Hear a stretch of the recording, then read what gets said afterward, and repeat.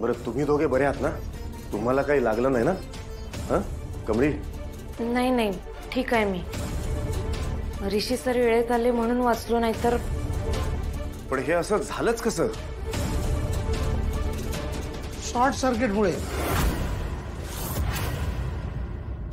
Short सर्किटमुळे ही घटना घडली.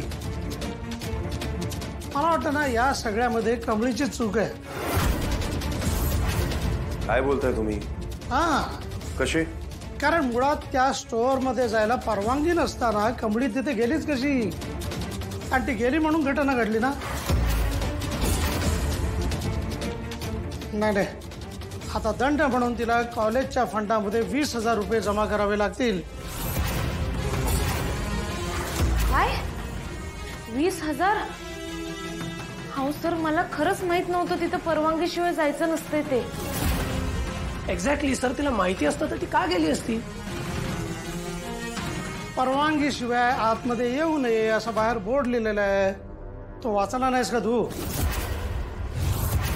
नाही, आपण समजा असं गृहीत धरू की तिने बोर्ड वाचला नसेल, पण शॉक सर्किट तर झालाय ना, आणि त्यात तिचा काय दोष? नाही हे बघा सर, म्हणजे मी फक्त मॅडम आणि कॉलेज प्रशासनाने घालून दिलेले नियम एवढंच तुम्हाला सांगतोय. बाकी अंतिम निर्णय तुम्हीच घेणार आहात. मी फक्त नियम सांगतोय. काय ना राजन सर, की तुम्हाला जर का कमळीला माफ करायचं असेल तर त्याबद्दल माझं काय म्हणणं नाहीये. पण यापुढे जर का अशी चूक दुसऱ्या एखाद्या विद्यार्थ्याकडनं घडली तर आपण शिक्षा देऊ शकणार नाही. कारण नियम सर्वांना सारखेच असतात असं अन्नपूर्णा मॅडमच म्हणतात ना. तुळजाई, आता मी 20,000 रुपये कुठनं आणू? एक मिनिट.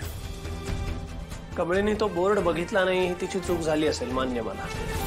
पण मग तिथे पाणी कोणी टाकलं? वायर कोणी टाकलं तिकडे?